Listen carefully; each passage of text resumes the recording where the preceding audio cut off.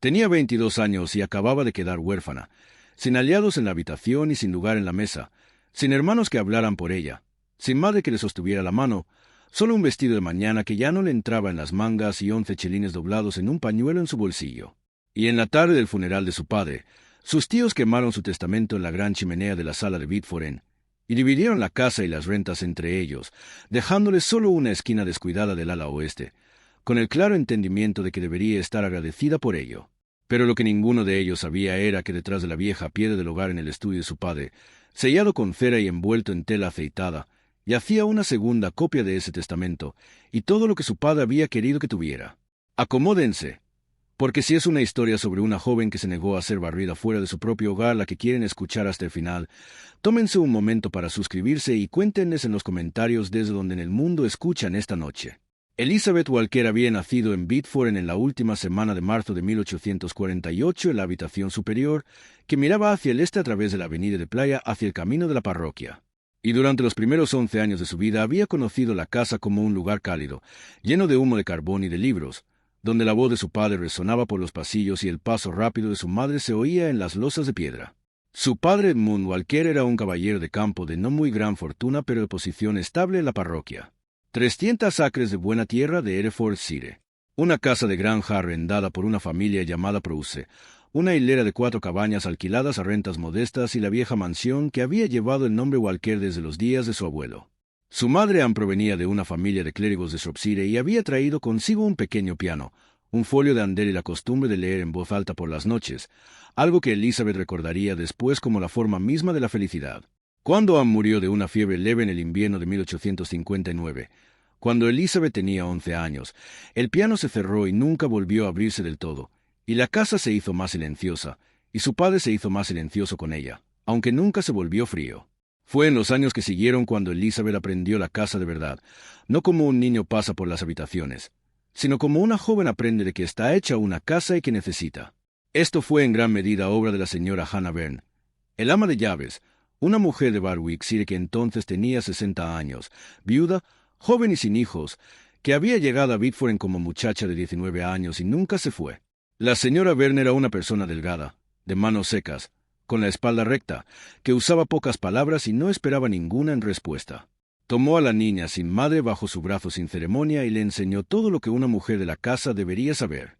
Le enseñó a Elizabeth a mantener los libros de la casa con una letra clara y cuidada, a calcular una cuenta de carnicero y una factura del carbonero, a preparar grasa, a salar jamón, a planchar lino con una plancha calentada en el fogón, a encender un fuego que tirara bien en una chimenea húmeda, a hacer una pasta de consuelo de mostaza y a distinguir el sonido de un cordón de ventana podrido de uno simplemente rígido. Le enseñó, sobre todo, a ver una habitación, a entrar en ella y saber de inmediato que estaba sólido y que estaba fallando, y que podría salvarse con un chelín de trabajo. Su padre, por su parte, le enseñó a leer latín pasablemente e inglés correctamente, y a sentarse con él en el estudio por las noches mientras respondía sus cartas y trabajaba en los libros del patrimonio. Y fue allí, más que en cualquier otro lugar, donde Elizabeth llegó a entender que poseía a su padre y que debía y que tenía la intención de dejar.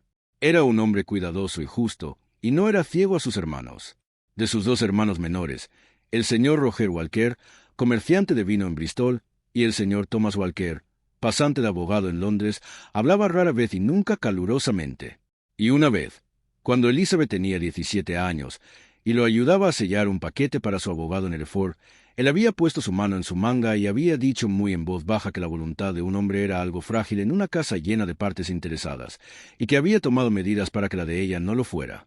Ella no lo había entendido completamente entonces, y él no había explicado más, pero la frase se había alojado en su memoria de la manera en que ciertas frases lo hacen, y volvería a ella. Tenía una última posesión que importaba más que cualquier otra, y esa era un pequeño dedal de plata que había pertenecido a su madre, con las iniciales AMW grabadas claramente para Anne Margaret Walker, gastado suave en la cara de trabajo por años de uso, y guardado en una pequeña caja forrada de terciopelo en la repisa de su dormitorio. Elizabeth había aprendido a coser con ese dedal, primero bajo las manos de su madre y luego bajo las de la señora Byrne, y lo usaba siempre que tomaba una aguja, lo cual era frecuente, pues tenía una buena mano para coser simple y una mejor para remendar, y le gustaba el silencio del trabajo. Llevaba el dedal consigo de habitación en el bolsillo de su delantal, y el día que su padre murió en marzo de 1870, tranquilamente en su propia cama, de un resfriado que se había instalado en su pecho, ella estaba sentada junto a él con el dedal en el dedo y un puño roto de una camisa sobre su rodilla. Y cuando él dejó de respirar, ella siguió cosiendo durante un minuto completo antes de entender que estaba sola. Tenía 22 años. La señora Byrne, entonces pasada la 70 lisiada por el reumatismo, se había ido el año anterior a vivir con una hermana en Coventry y había escrito 2 veces desde entonces con su letra cuidadosa e ininterrumpida, y Elizabeth había escrito en respuesta, y las cartas estaban dobladas en el cajón del escritorio de su padre. No había primos cercanos en la parroquia.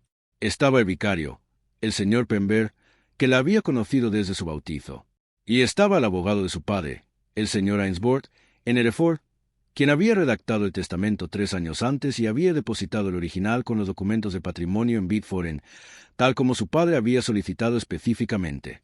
Y estaban sus 2 tíos, que llegaron desde Bristol y Londres dentro de 4 días de que se enviara el telegrama del funeral, vestidos de negro y llenos de tierna preocupación por el futuro de su sobrina. Roger Walker era el mayor de los 2 por algunos años. Un hombre alto, de color rojizo, en un buen abrigo de etiqueta negro, con la manera confiada de alguien que había prosperado sabiendo que querían los otros hombres antes de que ellos mismos lo supieran. Thomas era más delgado, más seco, más callado, con la curvadura de un pasante de abogado en los hombros y un par de pequeños lentes de acero que se pulían en su pañuelo siempre que quería parecer pensativo. Se quedaron en Bideford durante los 4 días entre su llegada y el funeral, y en ese tiempo fueron, en la superficie, bastante decentes. Le hablaban suavemente a Elizabeth en las comidas. Elogiaban el cordero. Caminaban por la avenida de playa por las tardes con las manos entrelazadas detrás de la espalda, y fueron 2 veces a la granja Prouse, y una vez a lo largo de la hilera de 4 cabañas, y miraron las tejas y las puertas y el estado del seto, con los ojos interesados de hombres calculando una suma. El funeral fue un jueves crudo. El señor Pember leyó el servicio en la iglesia de la parroquia y Edmund Walker fue enterrado junto a Anne Margaret Walker en el cementerio bajo el cielo gris, y los dolientes regresaron a Bideford para bizcochos y jerez. Y a las 3 de la tarde el último de ellos había ido y solo Elizabeth y sus 2 tíos y la doncella de la sala permanecían en la casa. Roger le pidió a la doncella que trajera más carbón y cuando ella había alimentado el fuego lo suficiente, la despidió y cerró la puerta de la sala. Llevaba un paquete de papeles bajo el brazo. Los puso en la mesa junto a la garrafa de jerez, y dijo en una voz medida que era mejor resolver estas cosas de inmediato, mientras estaban todos juntos, y mientras el sentimiento era cálido. Y Thomas, de pie junto a la ventana con las manos detrás de él, asintió. Roger desató el paquete.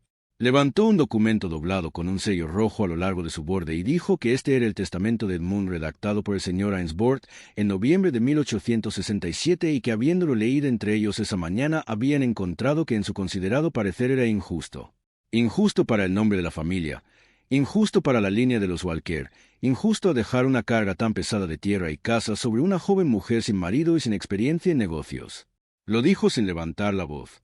Lo dijo como un hombre dice algo que ya ha decidido.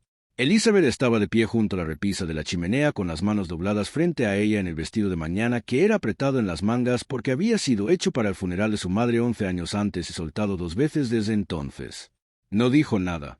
Thomas desde la ventana dijo que habían acordado entre ellos un arreglo más sensato, uno que mantendría el patrimonio en manos capaces y proporcionaría a Elizabeth de una manera adecuada a su sexo y años.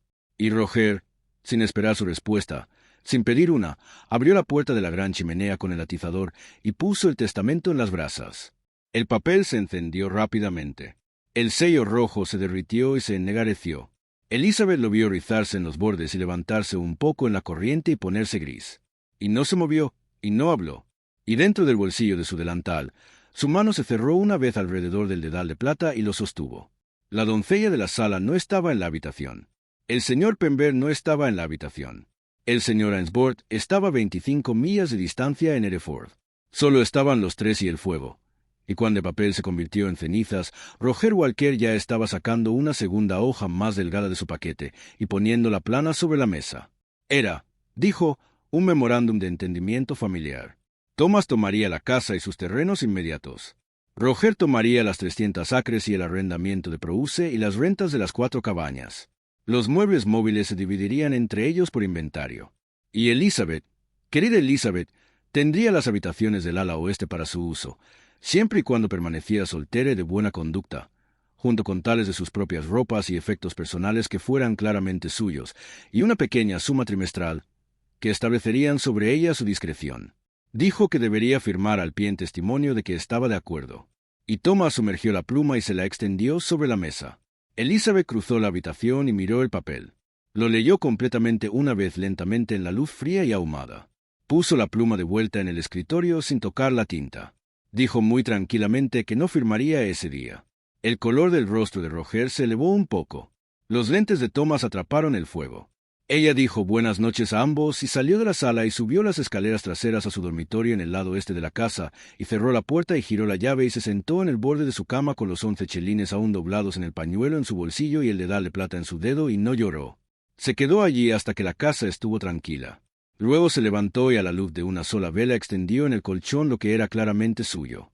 3 vestidos de lana, 2 de algodón, un delantal, 2 camisas, un par de calcetines remendados en el talón, el chal de lana gris de su madre, el dedal en su caja forrada de terciopelo, el folio de andel que su madre había traído de Shropshire, y las 2 cartas de la señora Verne en su caligrafía ininterrumpida. Plegó todo esto en el pequeño baúl de cuero que había pertenecido a su madre antes que a ella. Sacó el libro mayor de su padre de la repisa junto a su cama y lo puso encima, y cerró la tapa. No salió de la casa. No había lugar en la parroquia donde ir a esa hora, y no tenía intención de aparecer en la puerta del señor Pember a medianoche en un vestido de mañana con un baúl. Hizo exactamente lo que sus tíos le habían dicho, nada más ni nada menos.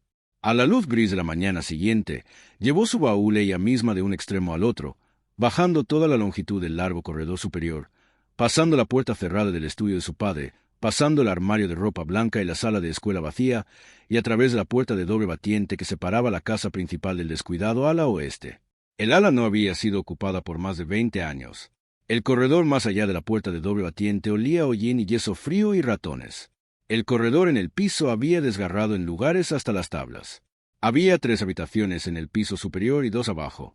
Y Elizabeth eligió la habitación superior al final porque miraba hacia el sur y tenía una chimenea y una ventana que aún se abría en su cuerda. Puso el baúl bajo la ventana. Se quedó un momento en la luz gris de la mañana con las manos a sus costados. Y contó las habitaciones que necesitaría hacer habitables y los chelines que tenía para hacerlo, y los días entre ahora y la primera suma trimestral que sus tíos podrían o no elegir pagarle. Luego se quitó el bonete y sacó su delantal del baúl y se lo ató y fue a buscar una escoba. La escoba que encontró estaba en un armario bajo las escaleras traseras y estaba gastada hasta un muñón en un lado de años de barrer en la misma dirección e iría bien. La llevó de vuelta a través de la puerta de doble batiente y se puso a trabajar en la habitación del sur. La chimenea estaba sucia con nidos viejos de corneja y hollín, y la parrilla estaba oxidada de rojo, y las tablas bajo la ventana eran pálidas donde la humedad había subido, y oscuras donde se había secado de nuevo. Había 3 cristales rotos en la ventana de guillotina, y uno desaparecido del todo, tapado con un trapo que una vez fue azul. El papel en las paredes había sido un pequeño brote verde en crema, y ahora era un marrón general, levantándose en las costuras. El techo sobre la cama tenía una larga mancha en forma de hoja donde una teja se había deslizado en algún invierno que no recordaba. La chimenea era de piedra arenisca local con un dintel moldeado simple, y la piedra del hogar era una única losa de bandera gris gastada en forma de cuenco en el medio por un siglo de pies. La cama era un marco de hierro sin colchón. El lavamanos tenía una parte superior de mármol rota en la esquina y una jarra con el asa pegada. Barrió la habitación hacia el corredor y el corredor hacia la cabecera de las escaleras. Bajó 2 cubos de hollín en el cubo de carbón que encontró en el rellano y llevó un cubo de agua de pozo del patio. Lavó la ventana en los 2 cristales que estaban enteros, y lavó el alféizar y el rodapié, y lavó las tablas a lo largo de la pared donde pensaba poner el chal de su madre hasta que pudiera hacer una alfombra. Bajó a la cocina al mediodía y encontró a la doncella de la sala desaparecida y el fogón frío, y en la mesa de madera una nota en la pequeña letra de Thomas, diciendo que los sirvientes habían recibido una semana de salario y habían sido despedidos en espera de la resolución de la casa, y que la cocina no era para el uso de Elizabeth hasta que se hicieran arreglos. Elizabeth leyó la nota completamente, la plegó y la puso en el bolsillo de su delantal junto al dedal. Fue a la recocina, sacó un segundo cubo, tomó un talón de pan del día anterior de la olla de cerámica y medio cuña de queso de la caja de carne, comió de pie en la ventana de la recocina y volvió a subir a su ala. Por la tarde, abrió las otras 2 habitaciones superiores e hizo un inventario en la parte trasera del libro mayor de su padre. Un pecho de cajones con 3 cajones trabajando y uno atascado. Una silla de crin de caballo con el asiento desaparecido. una pequeña mesa de roble con una pata empalizada, una vacinica rota pero utilizable, un conjunto de herramientas de fuego negras de óxido pero sólidas, un candelabro de hojalata, un armario de trato vacío, un montón de periódicos amarillentos de 1847 y un grabado enmarcado de la catedral de Hereford con el cristal desaparecido. En una de las habitaciones inferiores, encontró un pequeño fogón de cocina puesto en el pecho de la chimenea de hierro de un patrón más antiguo que el de la cocina principal con la placa del tir en el piso junto a él. Se arrodilló y miró hacia arriba el tiro con una vela y encontró que estaba lo suficientemente claro para una corneja o dos, pero nada que un barredor de chimeneas decente no pudiera resolver. Escribió en el libro mayor, rango y habitación trasera inferior, sólido una vez ennegrecido, y una placa de tiro refijada. Escribió, 3 cristales de ventana, un cordón de ventana de guillotina, 4 tejas sobre la habitación superior del sur, un piedra de hogar suelta. No había sabido que la piedra del hogar en la habitación superior del sur estaba suelta. Pero mientras subía por las escaleras en la última luz gris de la tarde, la había sentido balancearse un poco bajo su bota cuando la atravesó y la había añadido a la lista, porque eso era lo que la señora Verne le había enseñado a hacer con cualquier sonido que un piso hiciera que no debería. Esa noche se sentó en las tablas junto a la parrilla fría en la habitación superior del sur con una vela a su lado y miró la piedra del hogar. Era una bandera gris simple sobre 2 pies por 3, gastada en forma de cuenco en el medio. La había barrido limpia una hora antes, y ahora visto de cerca, podía ver que el mortero alrededor de 3 de sus bordes era viejo y gris y estaba duro. Y a lo largo del cuarto borde, el más cercano a la habitación, el mortero era de un color más pálido y más suave, y había sido picado en línea recta, como si alguien hubiera levantado la piedra y la hubiera vuelto a colocar no hace tantos años. Fue a buscar el atizador del paquete de herramientas de fuego y se arrodilló. Trabajó la punta del atizador a lo largo de la costura pálida. El mortero suave se desprendió en migas secas. Trabajó a lo largo de ese borde y luego a lo largo de un ancho de mano de cada borde lateral hasta que hubo despejado un canal lo suficientemente profundo para sus dedos. Puso el atizador. Enganché los dedos bajo la bandera y levanté. La piedra era más pesada de lo que había esperado, y tuvo que poner la rodilla contra el guardafuego y tomarla en 2 levantamientos, pero se levantó y la deslizó hacia un lado sobre las tablas. Bajo la piedra del hogar había una cavidad poco profunda revestida de ladrillo de aproximadamente 18 pulgadas cuadradas y 6 pulgadas de profundidad. En ella yacía un paquete de tela aceitada atado con cordón alquitranado, y junto al paquete una pequeña caja de hojalata del tipo que alguna vez contenía té, y junto a la caja de hojalata un cuadrado plegado de papel atado con cinta negra, y bajo todo esto un paquete más antiguo envuelto en un trozo de arpillera marrón por la edad. Elizabeth se sentó sobre sus talones y miró estas cosas a la luz de la vela. Luego las levantó una por una y las puso en las tablas junto a ella. Desató primero la cuerda alquitranada en el paquete de tela aceitada porque era el más grande, y la tela aceitada había sido plegada 2 veces y doblada afilada, y dentro había un documento sellado en cera roja con la impresión del anillo del señor Ainsworth. El encabezado era el último testamento y testamento de Edmund Walker de Biddeford en el condado de Hereford fechado en el 11º día de noviembre en el año 1867 y a lo largo del pliegue en la mano de su padre estaba escrito copia segunda depositada por mí para EW en caso de interferencia. Era el testamento que sus tíos habían quemado. Era el mismo testamento redactado por la misma mano, sellado por el mismo abogado en el mismo día, y yacía completo e intacto en su regazo. Lo sostuvo durante mucho tiempo antes de ponerlo a un lado. Luego abrió la caja de hojalata. Dentro, envuelto en un trozo de seda negra, estaban 22 soberanos en una pila ordenada y una pequeña bolsa de medios soberanos y chelines, y plegada plana bajo ellos un billete de 5 libras esterlinas. Contó la moneda 2 veces a la luz de las velas y no escribió nada en el libro mayor aún. Luego tomó el cuadrado plegado de papel atado con cinta negra y lo desató, y era una carta en la mano de su padre, dirigida en el exterior, simplemente para Elizabeth a leer sola. La carta la plegó de nuevo, y la deslizó dentro de los tableros frontales del libro mayor, sin leer por ningún ojo sino el suyo. Y luego envolvió los soberanos y la bolsa y el billete de vuelta en la seda negra, los puso en la lata, puso la lata en el baúl bajo el chal de su madre, y puso el testamento sellado plano entre 2 páginas del folio de Andel. Reemplazó la piedra del hogar en su lecho, y metió el mortero pálido de vuelta a lo largo del cuarto borde con un cuchillo, y cubrió las migas sueltas con hollín de la parrilla, para que la costura pareciera como había parecido esa tarde. Solo entonces sopló la vela y durmió 4 horas en la silla de crin de caballo con el asiento desaparecido envuelta en el chal de lana gris. A la mañana siguiente, Antes de que Roger o Thomas bajaran, Elizabeth caminó las 5 millas hacia el pueblo del mercado en su vestido de mañana con un chelín y 6 peniques en su bolsillo y el testamento sellado cosido plano en el interior del forro de su corsé. Tomó la carreta de las 8 de la mañana del comerciante desde el cruce las últimas 4 millas a Hereford y pagó 4 peniques por el asiento. Estaba en la puerta del señor Ainsworth en Church Street a las 10:30. El señor Ainsworth tenía 61, era delgado, de bigotes grises, y había conocido a Edmund Walker durante 30 años. La recibió en su oficina frontal con el fuego encendido y la puerta cerrada. Y cuando ella puso el documento sellado en su secante y le dijo claramente que había sido quemado en la gran chimenea de Bitford en hace 4 días, él no exclamó. Leyó el endoso en la mano de Edmund a lo largo del pliegue, rompió el sello él mismo con un cuchillo de hueso, leyó el testamento completamente 2 veces en silencio, y luego dijo solamente que estaba en orden, que era la copia verdadera y depositada, que su propio escribiente la había presenciado, y que tendrían el asunto ante la corte del condado dentro de un mes. Por la noche, Elizabeth estaba de vuelta en el ala oeste con una declaración jurada escrita en su baúl, un recibo para el testamento ahora en la sala fuerte del señor Ainsworth y una nota en la mano del señor Ainsworth para el señor Pember.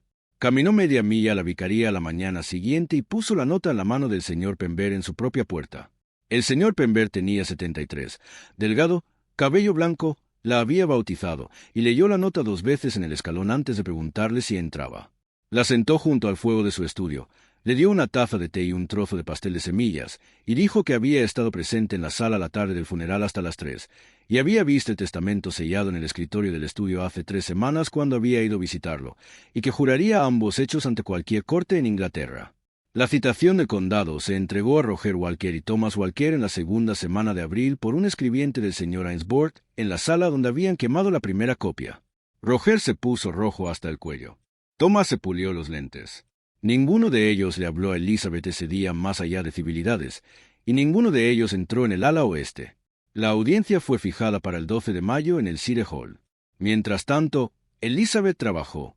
Pagó 2 chelines a Job Hurley, un tejero del pueblo, de 44 años, viudo con 3 hijas adultas, para que trajera su escalera y su martillo, y recolocara las 4 tejas deslizadas sobre la habitación superior del sur. Lo hizo en una tarde, y solo aceptaría un chelín al final, porque dijo que había bebido la cerveza de Edmund Walker en la cosecha durante 20 años. Pagó 9 peniques a William Prouse, el arrendatario de la granja, de 50 años, hombros anchos, lento en el habla, por el préstamo de su carreta para traer un colchón de paja y un quintal de carbón del patio en el cruce. Él lo trajo él mismo y no aceptaría moneda por la conducción. La señora Prouse, 46, envió un plato de sopa de guisantes cubierto con un paño, y más tarde un frasco de ciruelas encurtidas, y más tarde aún un pan fresco cada martes hasta finales de abril. Elizabeth contrató a Ellen Radd, 17 años, hija de un jornalero, de la hilera de 4 cabañas, a 8 peniques al día, para que fregara las tablas de la habitación superior del sur, el corredor y las 2 habitaciones inferiores, y para que lavara el techo con agua tibia y un poco de vinagre hasta que la mancha en forma de hoja se tornara gris. Hizo que John Marlowe, el vidriero del pueblo del mercado, edad 38, cortara y colocara 3 nuevos cristales a un chelín cada uno y grabara la ventana de guillotina. Hizo el trabajo en una larga mañana y bebió té en el corredor de una taza desastillada. Tuvo un barredor de chimeneas llamado Peter Nunn, edad 22, que cepillara el tiro del sur y el tiro del pequeño fogón de cocina en la habitación trasera inferior. Le cobró un chelín y 6 peniques por los 2 juntos y le dio una bolsa de hollín para el jardín. Ennegureció el pequeño fogón de cocina a ella misma con una lata de polaco de cebra comprado por 4 peniques. Recolocó la placa del tiro con arcilla de fuego fresca del cubo restante del señor Hurley, hizo un fuego de palos y carbón, y tuvo una tetera hirviendo en el antes del anochecer del 5.º día. Desde esa noche cocinó su propia gachas, su propio té, su propio tocino hervido y papas en su propio ala, en su propio fogón, y no entró en la cocina principal en absoluto. El señor Pember vino el 7.º día y de nuevo el 10.º y se sentó en la pequeña mesa de roble con la pata empalizada mientras Elizabeth escribía en el libro mayor de su padre una declaración de lo que había pasado en la sala la tarde del funeral, los nombres de los presentes, la quema del documento sellado, las palabras del memorándum, la pluma ofrecida y volver al escritorio sin tinta. El señor Pember lo leyó, firmó como testigo de su firma y tomó una copia limpia para el señor Ainsworth en su propia mano. El 12 de mayo en el City Hall en Hereford, el señor Ainsworth puso la segunda copia del testamento ante la corte del condado. Y el señor Pember dio su testimonio, y el escribiente, quien había presenciado el testamento en noviembre de 1867, dio el suyo, y Elenrad, quien había sido la doncella de la sala en la tarde del funeral y había alimentado el fuego antes de ser enviada, dio el suyo en una voz clara y constante y un bonete prestado.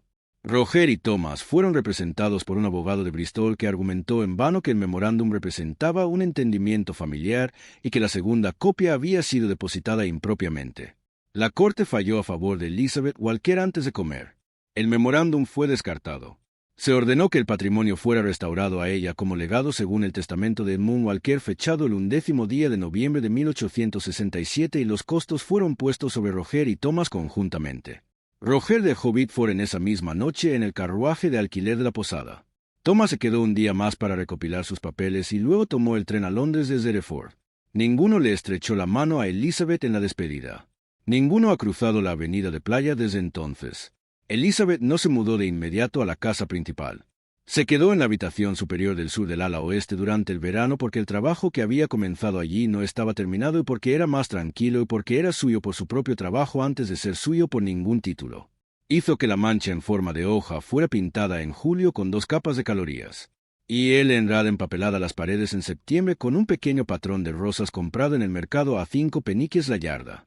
Contrató a la hermana menor de la señora Prouse, Sarah Hallis, de 39 años, viuda, una buena cocinera casera como ama de llaves a 14 libras al año y su manutención, y Elenrad se quedó como doncella a 10 libras.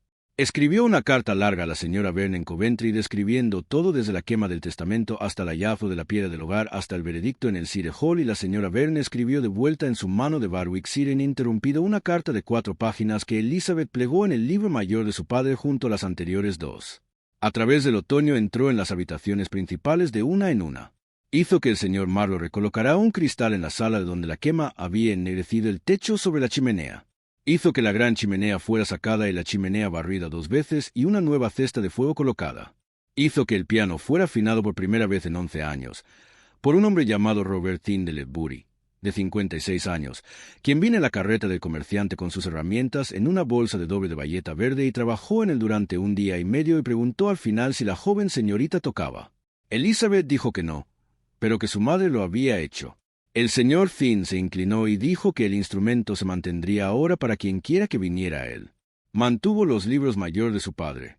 Se reunió con William Prouse una vez cada trimestre en el estudio, y liquidó la renta de la granja en chelines y peniques en el mismo escritorio donde Edmund la había liquidado, y cabalgó en un poune alquilado a lo largo de las 4 cabañas cada Michaelmas para cobrar las rentas ella misma, en un vestido gris de lana simple, con el dedal de plata en el bolsillo de su delantal. Al viejo señor Hurley, el tejero, lo contrató por el año para los tejados. El señor Pember cenó en Biddeford en cada segundo domingo y leyó en voz alta del folio de Andel después mientras Sarah Hallis despejaba los platos. Para Navidad la parroquia se había sentado en llamarla la señorita Walker de Biddeford sin vacilación, y los niños de las 4 cabañas le hicieron reverencia a la puerta de la iglesia, y los hombres en la granja de Prouse tocaban sus gorras en el camino. Y no había nadie en el pueblo que no supiera que había ido al tribunal en un vestido negro en mayo y había salido con la casa de su padre. En una noche tranquila en la última semana de marzo, en el primer aniversario de la muerte de Edmund Walker y el 23º cumpleaños de Elizabeth, Elizabeth se sentó en el estudio de Biddeford en el escritorio de su padre, con el libro mayor abierto ante ella y la lámpara bajada. La habitación era tal como Edmund la había mantenido, con los libros en los estantes en el orden en que los había dejado, y los documentos del patrimonio en el cajón a su derecha, y el hogar barrido y colocado para el fuego de la mañana siguiente. En el escritorio frente a ella, lado a lado en un cuadrado de seda negra, había 2 objetos. El primero era el pequeño dedal de plata grabado AMW, gastado suave en su cara de trabajo, sacado esa tarde de su bolsillo de delantal. El segundo era una llave de hierro simple de ninguna cerradura ahora en la casa que había yacido envuelta en el paquete de tela aceitada detrás de la piedra del hogar con el testamento sellado y la lata de soberanos, y que ella había mantenido como el último pequeño paquete de su padre para ella. Junto a ellos, plegado una vez, estaba la carta que había sido dirigida para Elizabeth para leer sola y que ella había leído esa primera noche a la luz de la vela y cada marzo desde entonces. Ella no la leyó ahora. Solo puso su mano plana en ella por un momento, como se pone una mano en un hombro. Pensó en la señora Verne en Coventry, quien le había enseñado a notar cualquier sonido que un piso hiciera que no debería, y cuya carta de 4 páginas de mayo anterior estaba plegada en el libro mayor bajo su mano. Pensó en su madre, muerta hace 12 años, cuyo dedal había estado con ella mientras Roger Walker sostenía un documento sobre las brasas, y cuyo piano ahora estaba afinado en la sala para quienquiera que viniera a él. Pensó en su padre, quien le había dicho a los 17 años que la voluntad de un hombre era algo frágil en una casa llena de partes interesadas, y había tomado medidas para que la de ella no lo fuera, y quien había levantado la bandera de la piedra del hogar una tarde que ella nunca había visto, y había puesto su segunda copia bajo ella, y había empacado el mortero pálido de vuelta a lo largo del cuarto borde con su propia mano. Pensó en Roger Walker en Bristol y Thomas Walker en Londres, quienes habían creído que una niña de 22 años en un apretado vestido de mañana con 11 chelines en su bolsillo no tenía nada en su espalda, y quienes habían aprendido de acuerdo. Cerró el libro mayor y apagó la lámpara. Llevó el dedal en su mano a través del pasillo y subió las escaleras a la habitación del este, la habitación superior que enfrentaba la avenida de playa en la que había nacido en la última semana de marzo de 1848, y que Sarah Hollis había aireado hecho esa semana para su regreso. Puso el dedal en su caja forrada de terciopelo en la repisa, donde había reposado toda su infancia. Abajo, Sarah Hollis banqueteó el fogón de la cocina para la noche, y Ellen Rath cerró el perne en la puerta de la recocina, y la casa estaba tranquila de la manera en que había estado tranquila cuando era niña, y cálida de la manera en que había estado cálida entonces, y suya de una manera en que no había sido y ahora lo era. Elizabeth Walker tenía 22 años y acababa de quedar huérfana. Tenía 11 chelines doblados en un pañuelo y un dedal de plata en el bolsillo de su delantal.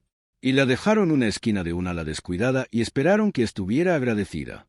Era la mejor esquina que jamás había barrido. Si esta historia se quedó contigo, tómate un momento para suscribirte y comparte con alguien que alguna vez fue contado fuera de una habitación y tranquilamente se contó de vuelta. Y antes de que te vayas, siéntate con esto, que se te ha dado que otros llamaban nada, y que podría estar esperándote debajo de ello.